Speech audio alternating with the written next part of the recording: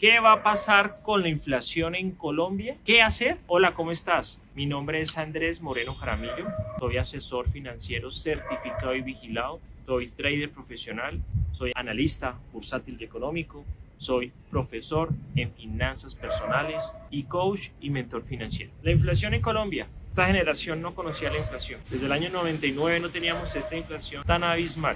Todos lo hemos sentido. El DANE da unas cifras de que los precios han crecido 13, 14%, que ha venido disminuyendo, que este año ya va acumulado el 5%. ¿Y nosotros qué hacemos? ¿Qué va a pasar? Miren, la inflación es un fenómeno que afecta a las personas más pobres, que afecta a los pensionados, que afecta a las personas informales, que nos afecta a los independientes, que afecta a los proyectos de ahorro e inversión. ¿Por qué a los más pobres? Porque cuando suben los precios lo que más sube son los alimentos. Las personas más pobres le dedican un porcentaje significativo de su salario a comer. En la medida que aumente esos precios y todavía sus ingresos no suban, de pronto no les va a alcanzar ni siquiera para comer. A los pensionados les afecta porque si bien les aumentan el IPC o la inflación a los pensionados, los productos que ellos demandan, consumen, son importados o suben mucho más que la inflación. Son más especializados. Los proyectos de inversión, pues es imposible saber un proyecto a 3 a 4 años en un escenario de inflación, pues en cuánto van a estar los precios. Y a las personas informales e independientes que no están en una empresa que les suben la inflación, pues se van a alejar porque nadie les va a subir la inflación. Hay un problema con la inflación muy grave y es que los precios suben rápido, pero tus ingresos no suben al mismo ritmo. Se desestabiliza la economía. Revísalo y verás. Una persona hoy, en el año 2023, que quiera vivir igual que en el año 2019, tiene que estarse ganando por lo menos un 50% más. Así como lo oyes. ¿Por qué?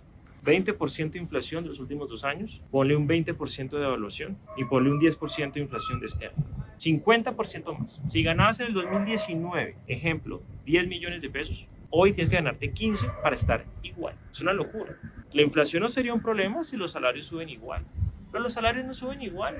Muchas personas informales, desempleados, adultos mayores inclusive, y las personas independientes se han comido toda la inflación. ¿Los salarios van a subir? Claro que sí, después, pero ya han hecho unos estragos muy importantes. Es interesante, la inflación sube no solamente porque hay estímulos en la economía, hay mucho dinero, todo el mundo consumiendo y comprando, sino también sube por escasez. No hay oferta de productos, no hay cómo producirlos, no hay cómo traerlos. La devaluación nos afecta muchísimo. Si nosotros algo le queremos pedir a los gobiernos que nos ayuden para la inflación, es no tener devaluaciones prolongadas y exageradas. Para nadie es un secreto, la inflación, por ejemplo, en Colombia se acentuó por la incertidumbre política que generó el nuevo gobierno. Es la realidad. Pedir que se baje la tasa de cambio es generar confianza inversionista, es seguir explorando y explotando hidrocarburos, es mejorar el discurso. Tenemos un presidente que gobierna a todos, a los que votaron por él y a los que no votaron por él. Y eso es algo importante de entender. La inflación afortunadamente ya llegó a su pico. Creería que fue el pico marzo-abril, ya está disminuyendo, pero ya dejó una cantidad de estragos. Los precios no van a volver a bajar. Sencillamente la inflación empieza a disminuir su ritmo, pero no vamos a volver a ver los precios que vimos antes. Para eso tenemos que tomar decisiones. Primero, las personas que tenían capital, bienes, inversiones en renta fija, se cubrieron de la inflación porque hubo rentabilidad y los precios de los inmuebles suben, los arriendos suben. Lo segundo, es el momento de diversificar ingresos. No hay otra cosa que hacer. Si te quedas con un solo ingreso o el mismo ingreso que tenías hace 1, 2, 3, 4 años, estás fuera de mercado.